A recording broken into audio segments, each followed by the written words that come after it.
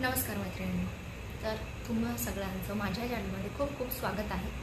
काय म्हणता, काय भाजी करू हा प्रश्न पडला आहे, पण भाजी करायचा कंटाळाही आला आहे. चला तर मग आज मी तुम्हाला एक अशी रेसिपी दाखवणार आहे ज्यामध्ये तुम्हाला भाजी करायचा प्रश्नच नाही येणार. आजच्या आपल्या रेसिपीचं नाव आहे भोपळ्याचे पराठे, धपाटे, तुम्ही जे काही म्हणत असाल ते. चला तर ह्यासाठी आपल्याला लागणार आहे एक मीडियम साईजचा भोपळा जो कोवळा असेल. त्यानंतर आपल्याला लागणार आहेत मिरच्या, कोथिंबीर, 2-3 लसणाच्या पाकळ्या, शेंगदाणे, गव्हाचं पीठ, 1 मोठी वाटी गव्हाचं पीठ, थोडंसं डाळीचं पीठ आणि हे ज्वारीचं पीठ घेतलं आहे मी, आणि चवीपुरतं मीठ. पहिल्यांदा भोपळा स्वच्छ धुवून पुसून घ्यावा. भोपळा कोरडा झाल्यानंतर त्याची अशी पुढची टोक कापून त्याला किसून घ्यावं. किसताना मीडियम साईजचं जे किसणी आहे ती यूज करावी, म्हणजे भोपळा हा खूप जाडही कापला जात नाही आणि खूप तो दाताखाली येत नाही. किसून झाल्यानंतर तो ताटामध्ये काढून घ्यायचा आहे. त्यामध्ये आता आपण मोठी वाटी गव्हाचं पीठ घालणार आहोत. गव्हाचं पीठ घालून झाल्यानंतर त्या किसलेल्या भोपळ्याला आणि गव्हाच्या पिठाला चांगलं मिक्स द्यायचं आहे. मिक्स करून झाल्यानंतर त्यामध्ये आपण घालणार आहोत ज्वारीचं पीठ. ज्वारीचं पीठ घालून झाल्यानंतर आपण घालणार आहोत थोडं डाळीचं पीठ. डाळीचं पीठ घालून झाल्यानंतर आपण घालणार आहोत चवीपुरतं मीठ. आणि याच्यामध्ये मेन इन्ग्रेडियंट असा आहे जो मी सांगायचा विसरली आहे. आपल्याला याच्यामध्ये घालायचा आहे ओवा. ओवा हा जाड असतो, तो पटकन कुस्करला जात नाही. त्यामुळे दिवसभराचा नवऱ्याचा मुलांचा जोही काही राग असेल तो राग मनात आणून चांगला हाताने चोळून घ्यावा आणि चांगला कुस्करून ओव्याला बारीक करून घ्यावा.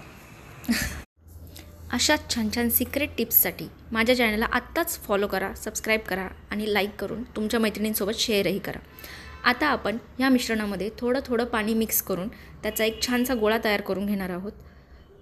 पाणी एकदाच खूप सारे नाही टाकायचे, नाहीतर ऑलरेडी भोपळ्याला पाणी सुटलेलं असतं. त्यामुळे मिक्स करून थोडं पाणी करून त्याचा गोळा करून घ्यायचा आहे. आता आपला गोळा तयार झालेला आहे. त्याला छानसं तेल लावून चांगलं एकजीव करून 5 मिनटं रेस्ट होऊ द्यायचं आहे. तोपर्यंत आपण इकडे गॅसवरती तवा ठेवणार आहोत आणि पुन्हा एकदा तेल लावून गोळ्याला चांगलं मळून घेणार आहोत. तव्याला छान गरम होऊ द्यायचं आहे. त्यानंतर गोळ्याचं छोटे गोळे करून घ्यायचे आहेत. त्याला लाटून घ्यायचं आहे पोळीसारखंच पीठ लावून. आणि तवा गरम झाल्यानंतर त्याच्यावरती थोडंसं तेल टाकून आपण एक पराठा लाटून घेणार आहोत, भाजून घेणार आहोत.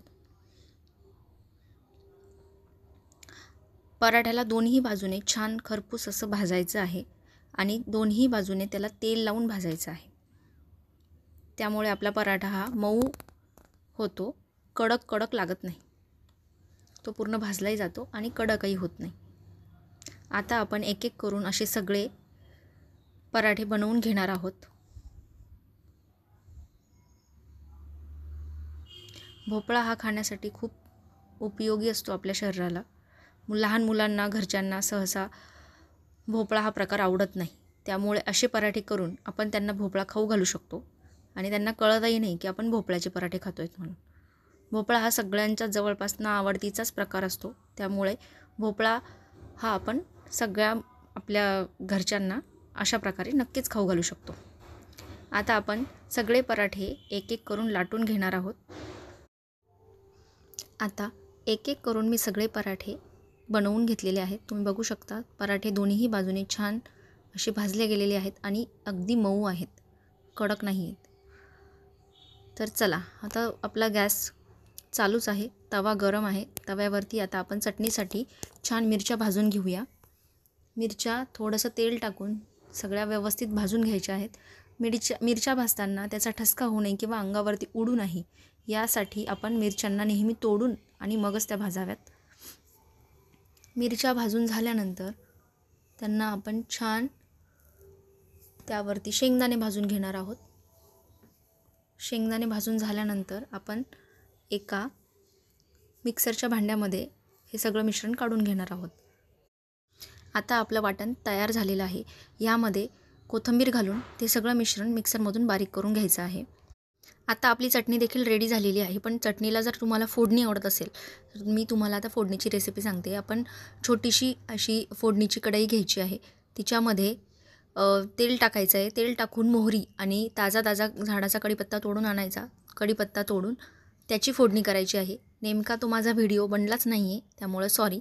नेक्स्ट टाईम जेव्हा बनवेल तेव्हा नक्की दाखवेल.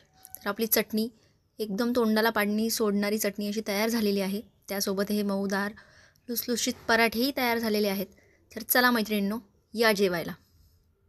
तुम्हाला माझा आजचा हा व्हिडिओ कसा वाटला, आजची रेसिपी कशी वाटली ते नक्की कमेंट करून सांगा. आणि हो, नक्की बनवूनही बघा आणि मला कमेंट करून नक्की सांगा. Thank you so much.